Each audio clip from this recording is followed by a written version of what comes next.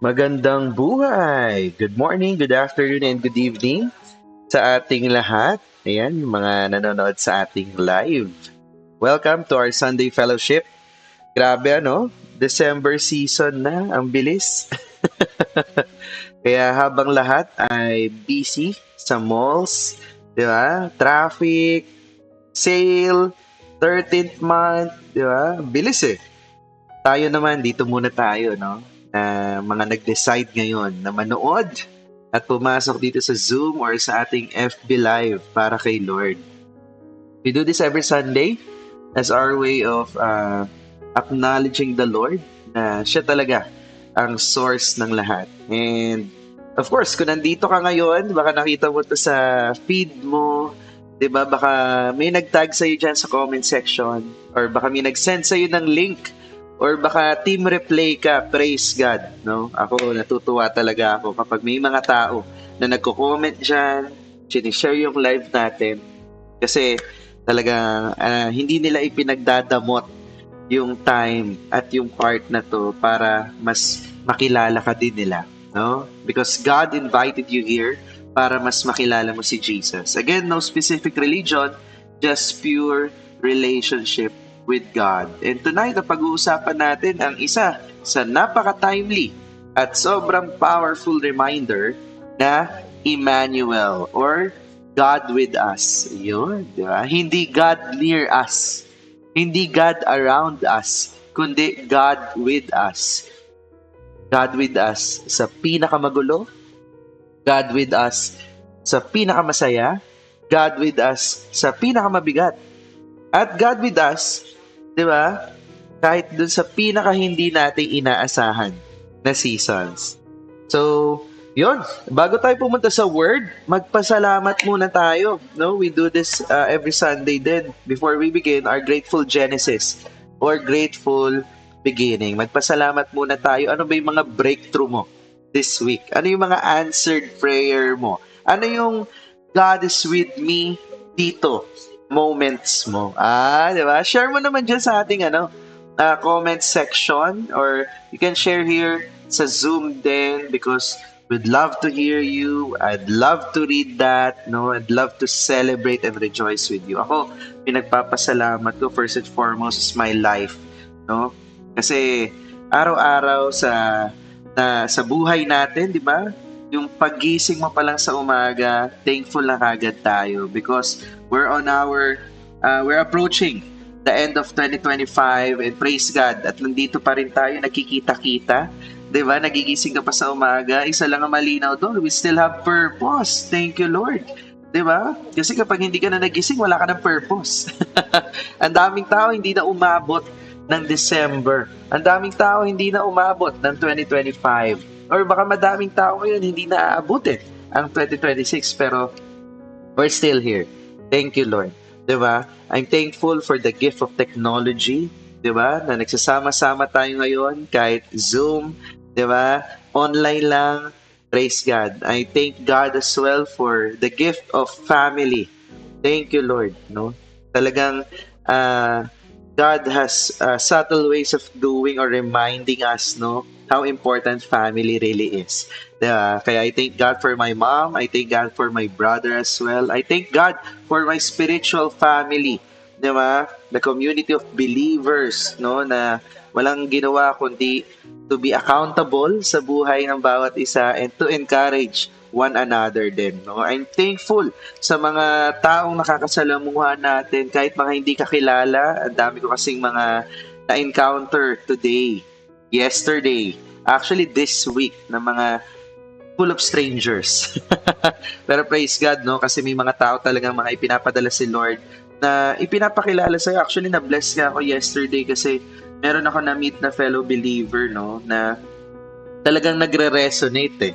'Di ba? Iba talaga eh. Iba yung effect, no? Kapag talagang may mga kasama ka na fellow believers as well, no? I thank God do sa mga uh, nag-host. Actually, nandito ako ngayon sa Cabiao, Nueva Ecija, no? So, grabe, no? Kahit nasaan man tayo, tuloy-tuloy tayo, di ba? Kaya I thank God as well for our host here, no? I thank God for our partner here, si Miss Jocelyn, no? I thank God do sa mga nakasama ko din dito na mga leaders as well, no? So I thank God for the provision. I thank God for His providence. I thank God for breakthroughs as well. Ang dami ko ipinagpapasalamat, di ba? Kaya kapag hindi ako tumigil, baka bukas pa tayo mag-start. Joke lang. Kaya naman, again, share your God with me moments dyan or mga wins mo or ano yung mga wins this week. Di ba? At yung mga gusto pang ipagpasalamat. Because again, we'd love to celebrate and rejoice with you. Alright? And of course, before tayo magpatuloy, no? I-welcome ko muna ang ating spiritual father na hindi napapagod. Grabe, sobrang busy din ito, kaya hindi ako tumitigil sa pag-share nito, no? Despite ng pagod, despite ng busyness. Kasi itong taong to, laging nagme-make time para dito. Pwede niya nang hindi gawin, actually, kasi sobrang dami niya ng ministry, pero hindi niya pinalalagpas itong part na to para sa atin. Alright? So, let's welcome our pastor all the way from Bacolod, our very own Pastor Ralph Dulman. Magandang buhay po, Pastor. Magandang buhay po sa lahat. This is Pastor Ralph Dulman from Bacolod. Let's continue with our sermon series about Christmas, and let us start with a prayer. Father in heaven, thank you so much for being with us. Thank you for your presence. Thank you for your word that will nurture, empower, instruct, and even correct us, O God. Thank you that you are always faithful. Then you will always make us grow as we receive your word, as we allow your presence to fill our lives. And we know as we abide in you, in your presence, in your love, in your command, in your word, we know that we will bear much fruit. So Lord, be with us. Thank you, Jesus, for this season. We know it's all about you and what you did on the cross. Because you came in this earth, on this world, not just to heal the sick, but more importantly, to give salvation to anyone who will believe. So God, speak through your scriptures. Help us through the Holy Spirit to understand and receive your word in Jesus' name. Amen.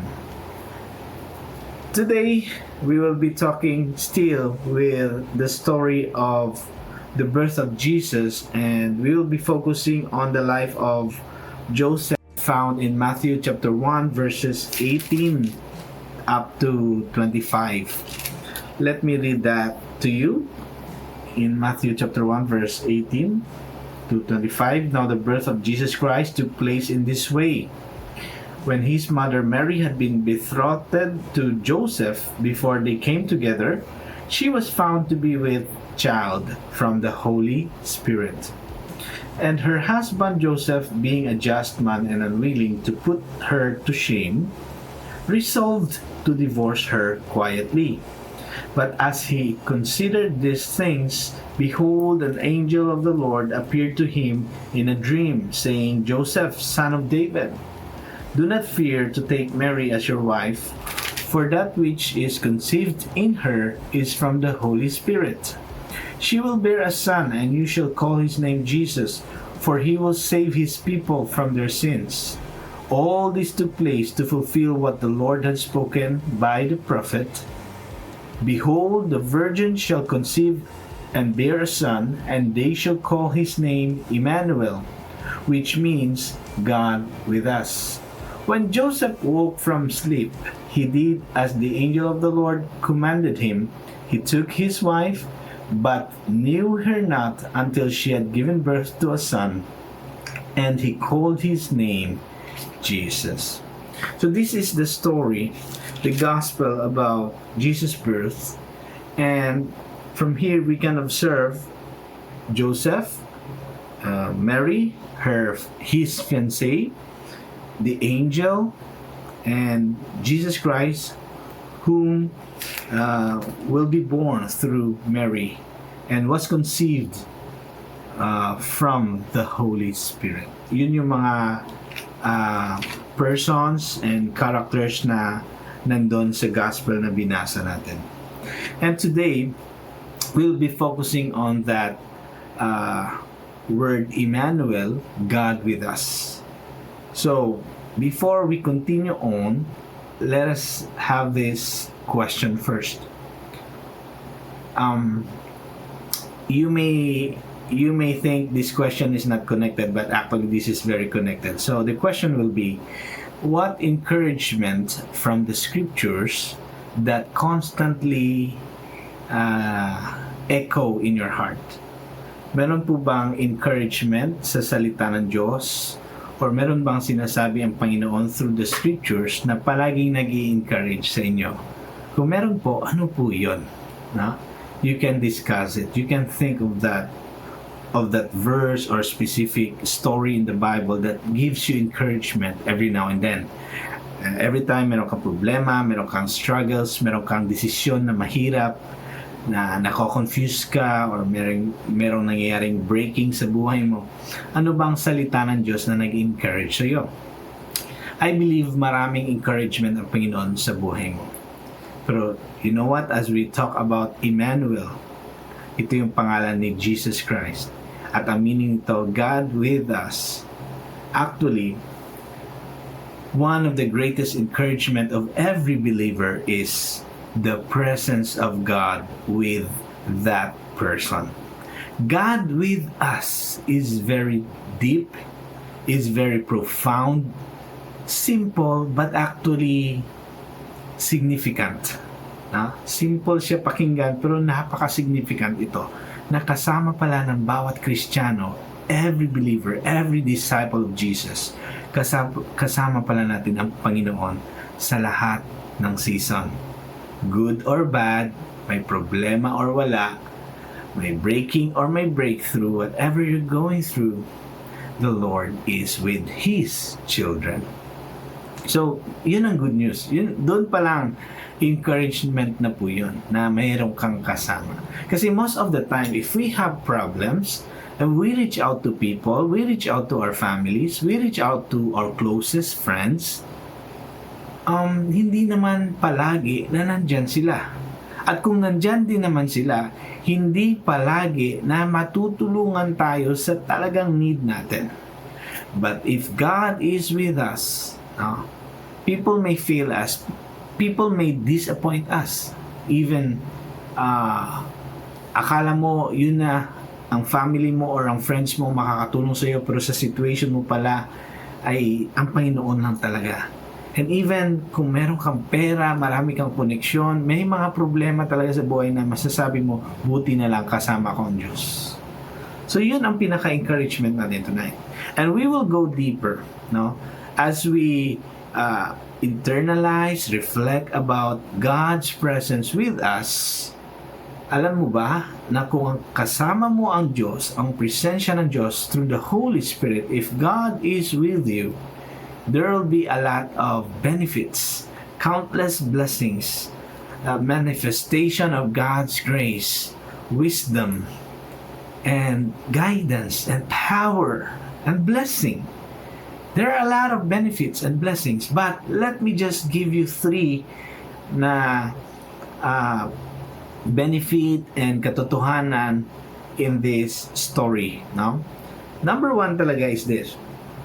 Sinabi doon sa verse 18 pa lang, no? Sabi ng sinabi dito, before they came together, she was found to be with child from the Holy Spirit.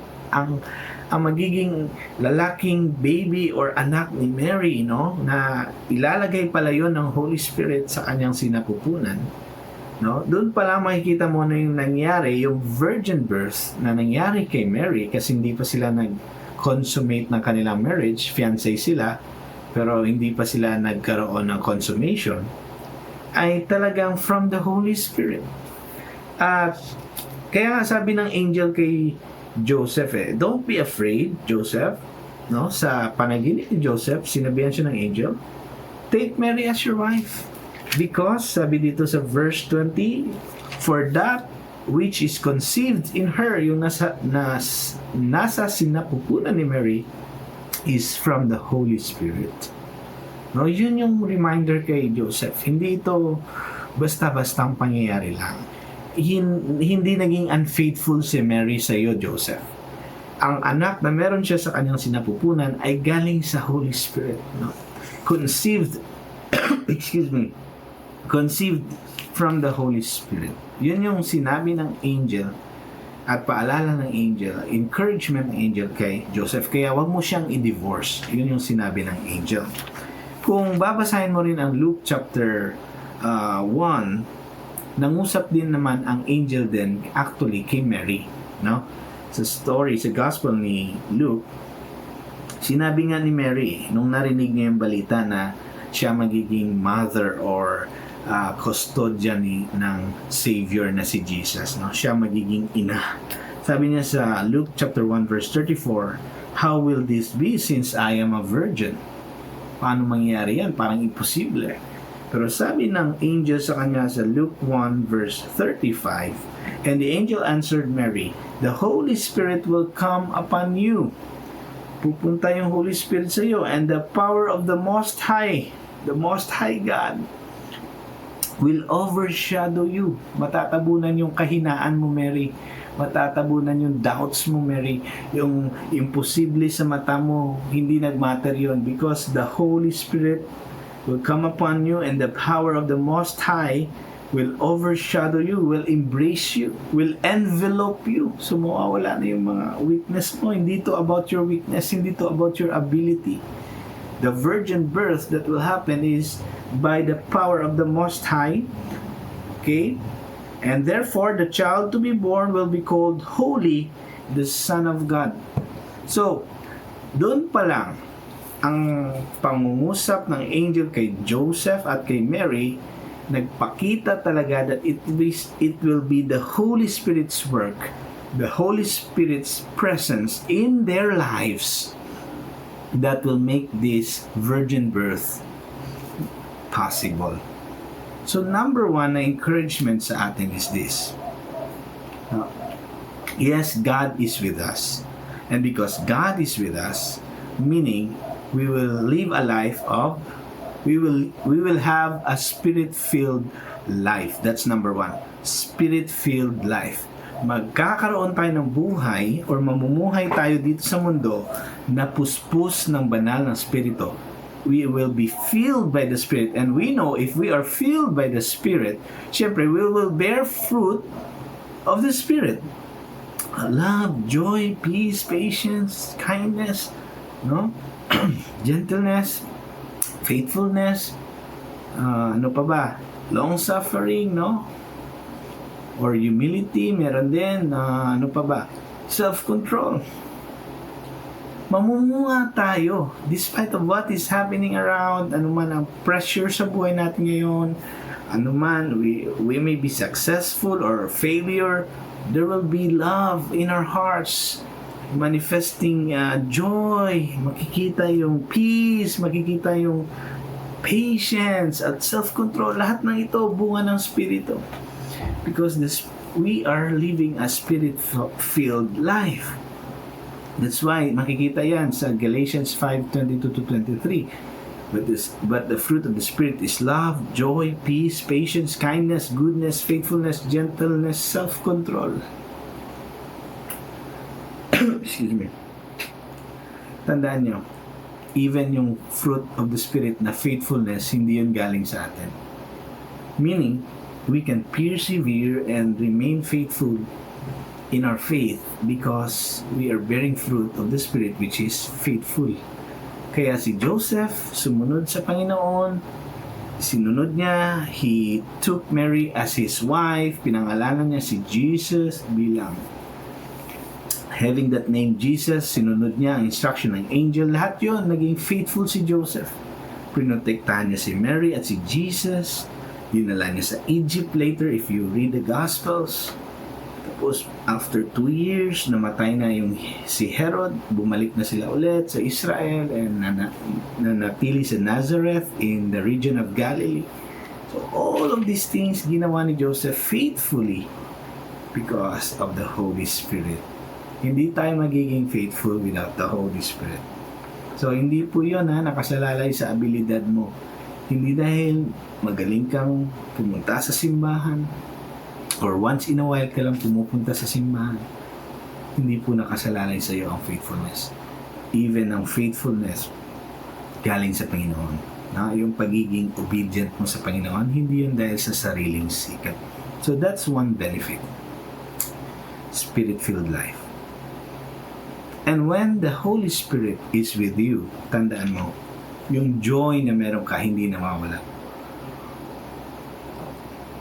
Ang joy na meron ka, hindi nawawala.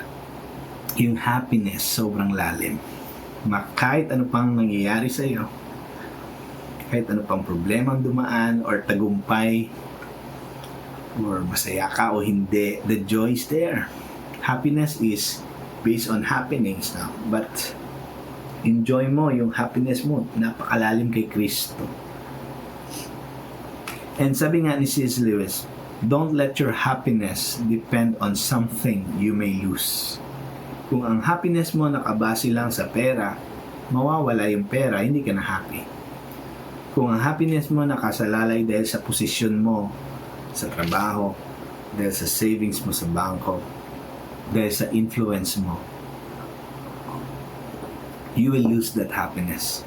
But if your happiness is based on the Holy Spirit, your happiness is based on the fruit of the Spirit, hindi yun mawawala because galing kay Jesus Christ, galing sa Holy Spirit, ang joy na meron ka. So that's it, Spirit-filled life. Number 2, based naman sa sinabi sa verse 25, hindi mo na ginalaw ni Joseph si Mary, but he knew her not until she had given birth to a son. Hindi mo na sila nagkaroon ng sexual relationship ni Mary or sexual contact ni Mary. Kahit fiancé niya na si Mary at kasal na sila ni Mary. Hindi niya ginalaw. Because, yun na nga, spirit-filled siya, meron siyang self-control. So that's number 2. If the Spirit of God, if God is with us, Emmanuel, God with us, ang totoong kasama mo ang Diyos, hindi ka lang puspos ng Spirit, hindi ka lang filled ng Spirit. Number 2, namumuha ka pa ng self-control. Bakit sa lahat ng gifts ng Holy Spirit na siyam ay focus on self-control? Kasi merong kasabihan, there never has been and cannot be a good life without self-control. Apart from self-control, no good life is imaginable. Wala, hindi mo mararanasan yung good life na sinasabi. Ha? Hindi mo mararanasan ang totoong masayang buhay kung wala kang self-control.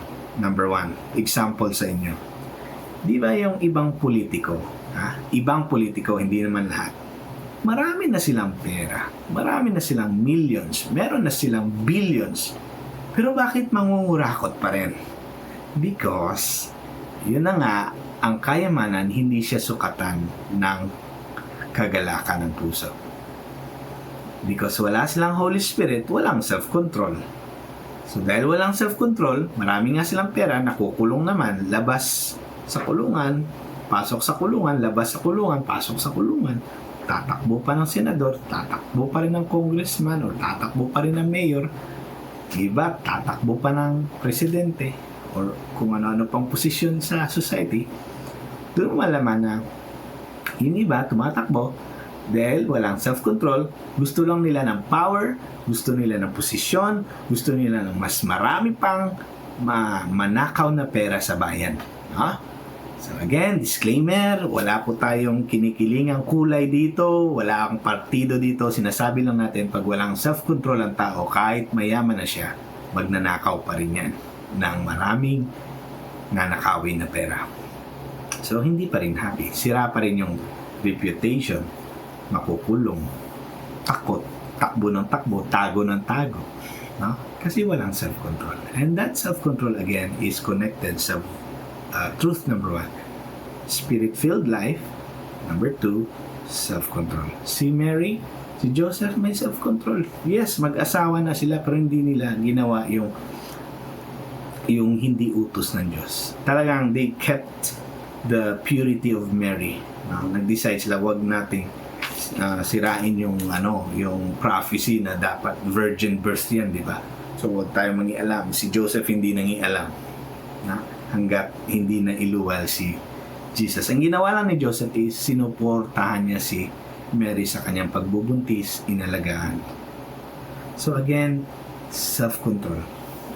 Kailangan natin yan.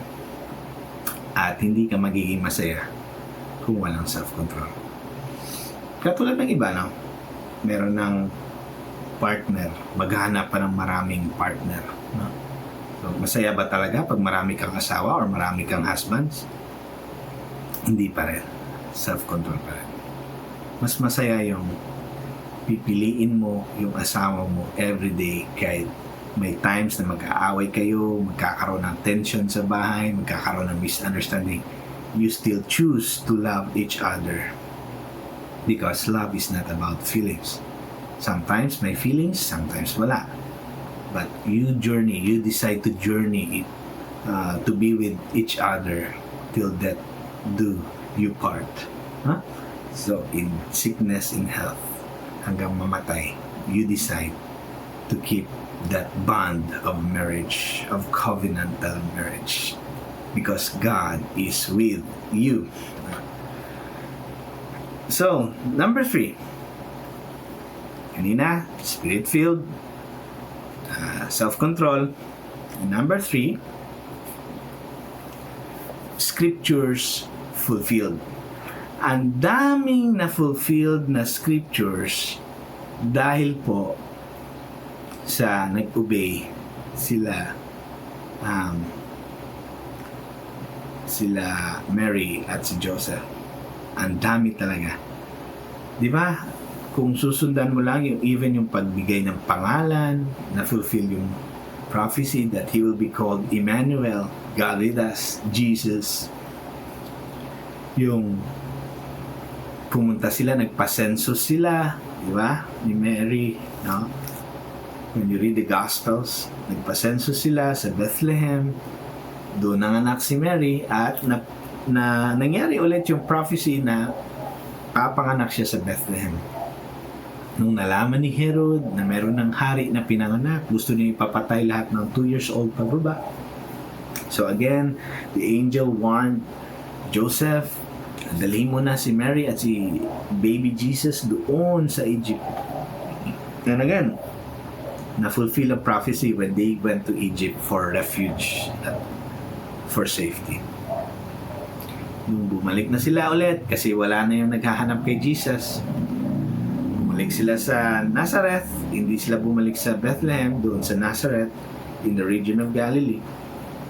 Na-fulfill then that Jesus will be called the Nazarene.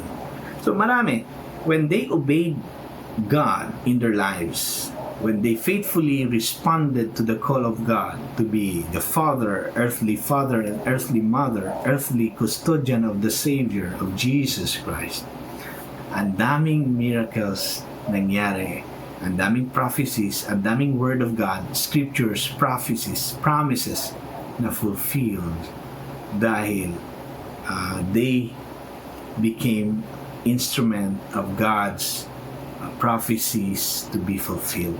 No? Last Sunday we said that the promises, the prophecies about Jesus were precisely fulfilled when Jesus Christ comes again. At nangyari din yun sa buhay ni Joseph at ni Mary.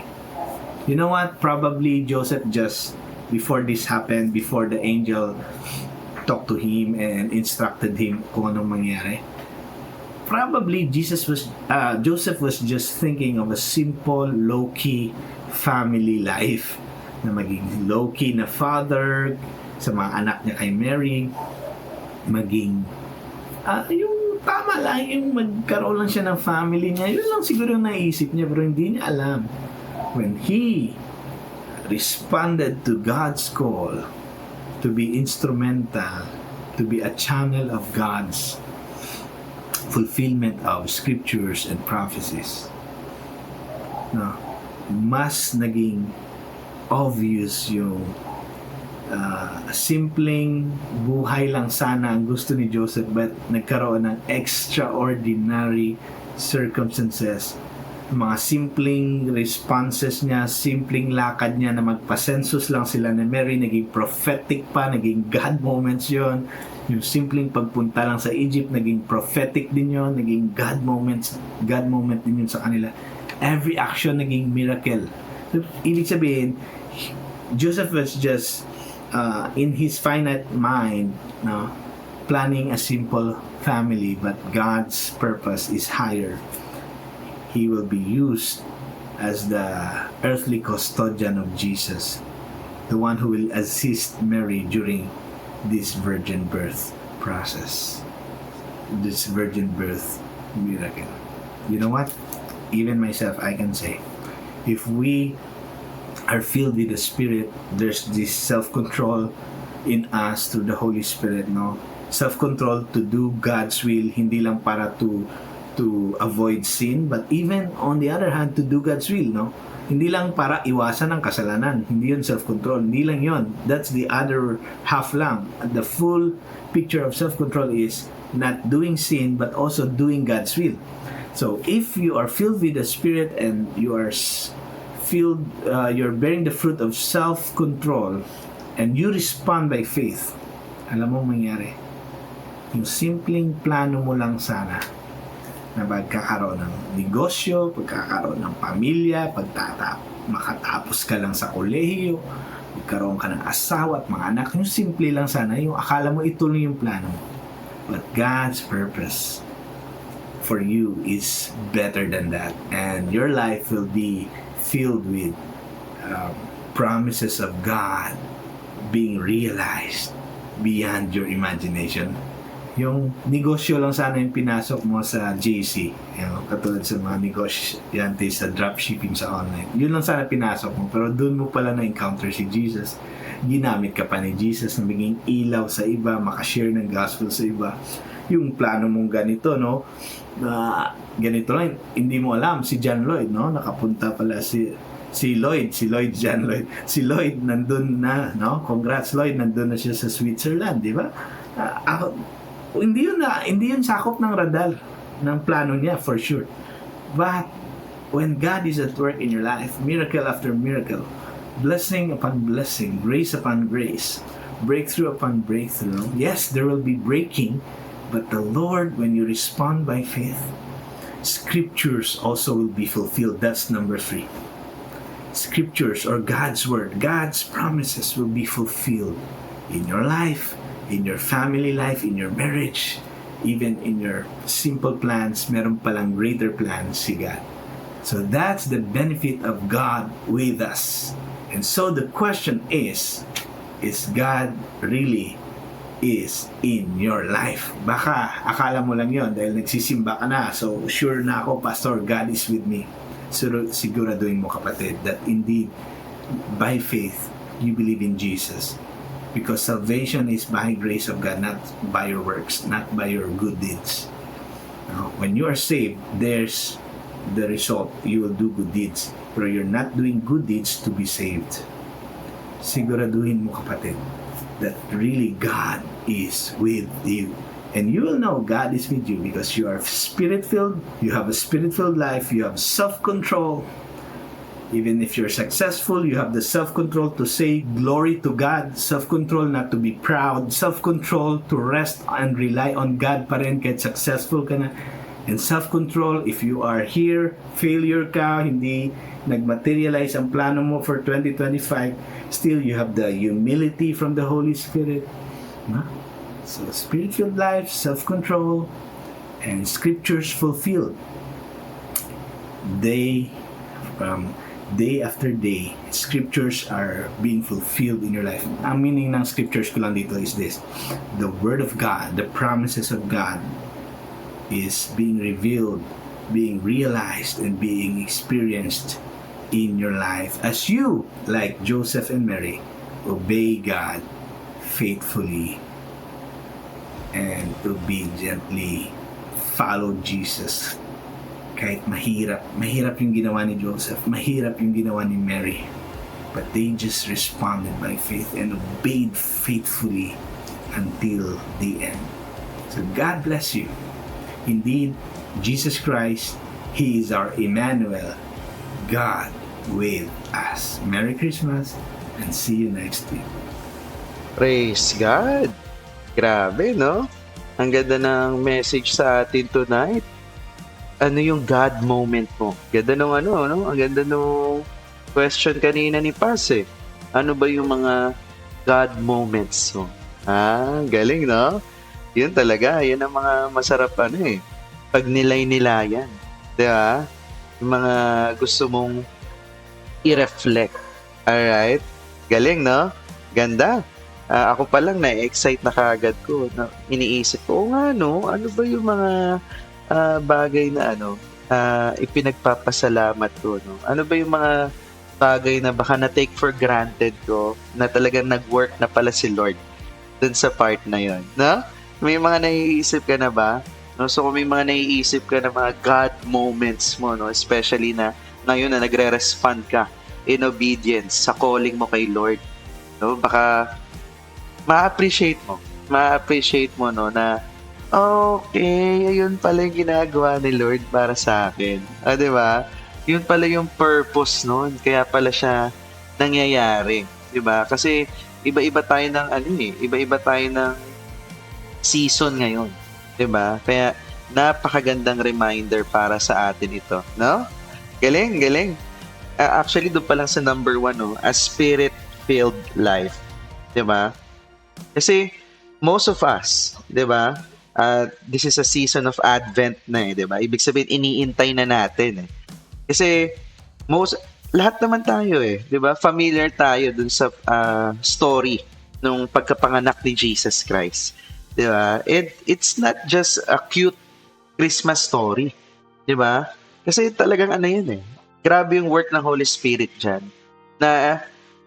And that's the same spirit that is working within us. Diba? That's the same spirit na nag-conceive kay Jesus. Diba? Na nasa atin din ngayon. Na kung minsan, napupuno na tayo ng stress, napupuno na tayo ng takot, punong-puno ka na ng overthinking. Diba? Nawawala na yung joy, nawawala na yung peace, na parang hindi ka na spirit-filled. Diba? Nakakahataw mo, grind, hustle. Ano ka na, hindi ka na spirit-filled. Ano ka na, caffeine-filled ka na. Puro kape na. Di ba? Para hindi ka na natutulog.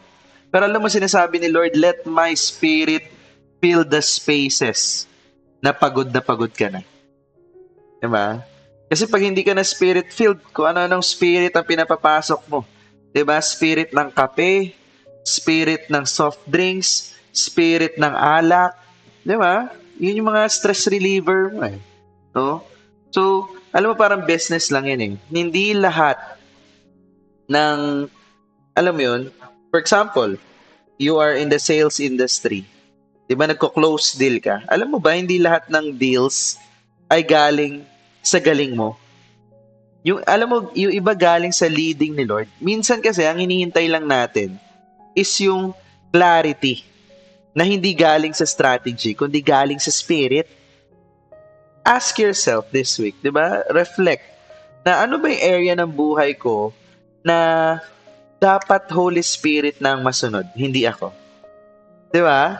Kasi ang daming bagay ngayon na pinagdidesisyonan natin, lalo na pag nagigipit na tayo, is ako. Ano yung diskarte ko? Anong gagawin kong paraan? Ano yung gagawin ko, di ba? So, ano yung area ng buhay natin ngayon na dapat Holy Spirit na ang masunod? Hindi na tayo. Number 2, grabe yun, no? Ang galing. Nag-focus si Past nga dun sa self-controlled life. Galing. Kasi si Joseph, di ba, imagine, biglang nagkaroon siya ng anak na parang feeling niya nga, may kabit si Mary. Di ba? So, ang dami nangyayari, pero despite all of those, there's an instruction. Diba? Noong nanaginip siya, may instruction. Hindi, ganito gagawin mo. Papangalan mo sa kanya, Emmanuel. Diba? So, ang galing actually, ito yung lagi kong pinapayo sa mga partners or yung mga new partners na makinig. Because yung obedience, nakikinig tayo kahit di natin naiintindihan. Kasi wala namang ituturo na ikakapahamak mo. Di ba? Wala namang ituturo sa'yo or walang sasabihin sa'yo na makakapahamak sa'yo or makakasama sa'yo. And that's exactly like Jesus. Kasi if naiintindihan natin lahat ng gusto niya ipagawa, di hindi siya God. Di ba? Di hindi siya God kasi naiintindihan mo. No? So, dito sa part na to, si Joseph, nag-obey siya. Even kahit di niya naiintindihan. Because self-control isn't just saying no to sin. It's saying yes to God. Kahit hindi pa clear yung full picture. Ang hirap kasi mag-self-control kapag pagod ka. Ang hirap mag-self-control kapag, alam mo yon, kasi diyan ka na, alam mo yon, parang nagmamaldita ka na niyan. Nagsusungit ka na niyan. Pag medyo heighten yung emotion mo, di ba? Pag na-hurt ka, triggered ka, di ba? Pero minsan, yung pinakamahirap na obedience, yun yung talagang nag-o-open ng pinakamalaking blessing.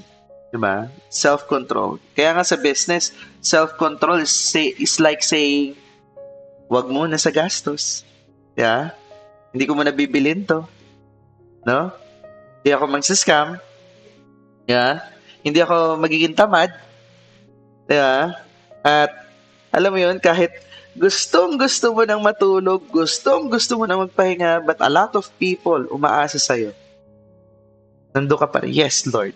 Ito yung purpose. I'll help them. Di ba? So, the challenge here is identify. Identify mo ngayon yung isang habit na kailangan mong ipasuko. Di ba? Ano yung kailangan mong i-surrender ngayon para mas maging obedient ka kay Lord. Di ba? Maybe sa quiet time mo pa lang. No? Consistent ka ba nagde-devotion? Or extra mo lang siya pag lang. Pag may time ka. Pag naalala mo lang. Kapag kaya pa, inaantok ka na wag na mag-devotion bukas na lang. Di ba? Yan, ganda yan. And ang ganda nun, grabe, scriptures fulfilled. Wow. Wow, grabe, alam mo, doon ako kinilig. Yung prophecy that happened 1,000 years ago, fulfilled. Natupad. Meaning, kung ano yung sinabi ni Lord, tutuparin niya. Ang galing, no? Alam mo, kinikilig ako sa part na yon. Kung ano yung, ulitin ko, kung ano yung sinabi ni Lord, tutuparin niya. Huwag ka lang maiinip. Huwag ka lang titigil. Di ba? Kasi ang dami nating, Lord, kailan pa? Lord, ang tagal. Lord, bakit ganito? Bakit ngayong Pasko pa? Bakit ganito pa? Alam mo, si Lord, hindi siya nalilate. Hindi rin siya nagiging absent. Faithful talaga si Lord. Trust me. Oh, don't trust me. Trust the Lord. Grabe. Alam mo, sobrang faithful ni Lord. Kasi, halimbawa ngayon, maybe you're in a season right now na pinagpipray mo, I need provision, Lord. I need clients. I need breakthrough. I need stability, Lord. Relax. Relax. Paano magre-relax? Due date na bukas. Relax. May timeline si Lord. May timeline si Lord. At wala, hindi kanya ipapahiya. Hindi talaga. No? Kaya, hawakan mo. I encourage you. I hope and pray na hawakan mo ngayon yung isang promise ni God sa'yo this week. Sulat mo. Ano ba yung promise sa'yo ni Lord this week? Sabihin mo, ipag-pray mo, and most importantly, paniwalaan. Paniwalaan. Because that's faith. That's blind faith. Na parang yung pakikinig. Kahit di mo naiintindihan, nakikinig ka. Ganun din, maniwala ka. Kahit hindi ka sure. Paniwalaan mo lang. Diba? So, mga kapatid, bago tayo magpatuloy, gusto ko marinig yung mga ginawa ni Lord sa puso nyo ngayon. Share mo naman dyan sa ating comment section, no? Ano yung truth na talagang nag-encourage sa'yo or tumama sa'yo or nakarelate ka ngayon or alam mo yan, talagang grabe, para sa akin to. No? And of course, we'd love to pray for you. So, pwede mo dyan i-chat. No? You can also PM us. And to wrap this up, no, mga kapatid, kung may isang truth ka lang na iuuwi ngayong gabi, ako for me, ito yun. God is with you. God is with us. Hindi seasonal, hindi lang siya pang December, hindi lang siya pang Sunday, hindi siya occasional, hindi yung kapag good mood lang siya, pero God is with you always. Kung pagod ka, kasama mo siya. Kung nag-fail ka, hindi siya umalis. Kung nagtatago ka, hindi nga siya sumuko eh. Kung nabigo ka sa tao, hindi siya tulad nila. Emmanuel means no moment of your life is empty. Every second nandun siya. Because no battle is fought alone. No promise is left hanging. No tear is wasted. And no prayer is ignored. Hindi siya God above me. Hindi siya God beyond me. He is God with me. And that's your anchor this Christmas season. Kapatid, kung totoo sa puso mo yung mga narinig mo ngayon, pero hindi mo pa natatanggap si Jesus personally, na kung ikaw yung tao ngayon na pagod ka na maging ako muna, ako ulit, ako lahat, ako magaling, ginawa ko to paraan, di ba? Tapusin mo na yung mga panahon na malas yung taon ko. Walang ganun. Kung random mo ngayon, tonight, the message hit you and God is calling you back. Sabi niya naman, balik ka lang. Lapit ka lang ulit. Again, hindi aksidente na nandito ka ngayon, nakikinig ka. Because again, Emmanuel means God came near. Ikaw, para makalapit ka. So tonight, you can come. You can come back. You can come home. And if you're that person, I want you to lift your hands. Lift your hands up. Kung nandiyan ka sa kwarto mo ngayon, nasaan ka man ngayon, nakikinig ka, nagda-drive ka or what, raise your hands. Kung ikaw to, you want to have a personal relationship with Jesus. You want to come near again sa presence niya. This time, hindi mo tatapusin to 2025 because you want to establish that relationship with Jesus. Raise your hands. And if you're someone na pinapanood to with your family or with your friend at nagtaas ng kamay yung friend mo, can you lay hands over that person? Diba? So sa lahat na nagtaas sa kamay, close your eyes and bow your heads and pray this prayer with me. Repeat after me. Lord Jesus, lumalapit ako sa iyo ngayon. Inaamin ko, kailangan kita. Patawarin mo ko sa lahat ng mga kasalanan ko. Salamat sa cross. Salamat sa pagmamahal mo. Kasi simula ngayon, ikaw na ang Lord and Savior ng buhay ko. Baguhin mo ko. Gabayan mo po ako. And thank you, Jesus. Dahil di mo ko iiwan kahit kailan. Amen. Amen. Praise God. Thank you, Lord. Kung nag-pray ka nun, huwag ka mahiya. You can message us personally. PM mo kami. Yeah. Pwede ka rin mag-comment dyan. No? Type mo dyan, Jesus, kung ikaw yung tumanggap ngayon. Kung nahiya ka mag-comment, okay lang. PM mo pa rin kami para magabayan ka namin sa Walk Mo with Christ. Kasi hindi ka nag-iisa, nandito kami. Alright? So, let me pray a blessing for you guys. Lord, maraming salamat po sa gabing ito, Lord. Maraming salamat po sa presensya mo, Lord, na hindi namin kayang bayaran, Lord. Lord, salamat dahil sa sinabi mo ngayon, Lord, sa message mo, Lord, Emmanuel. Grabe, Emmanuel talaga. God with us, Lord. Salamat po. Pinagpipray ko po bawat tao, pamilya na nakikinig dito ngayon, Lord. Bigyan mo sila ng wisdom, Lord. Bigyan mo sila ng strength, Lord. Protection, provision, healing, at supernatural peace, Lord. Lord, this week, remind us that we are never alone, Lord. Lord, lead us. Lord, empower us, Lord. Lord, fill us. And Lord, give us the courage to obey, Kahit mahirap, kahit di namin naiintindihan, kahit di namin alam kung para saan, Lord, give us the courage to obey, even when it doesn't make sense, Lord. Lord, we honor you, Jesus. May the Lord bless you and keep you. May the Lord make his face shine upon all of you and be gracious to all. May the Lord lift up his countenance to all of you and give you peace, give you abundance, and give you breakthroughs, give you understanding that surpasses all human understanding, wisdom, in the mighty name of Jesus. Amen, amen, amen. God bless you. See you next Sunday.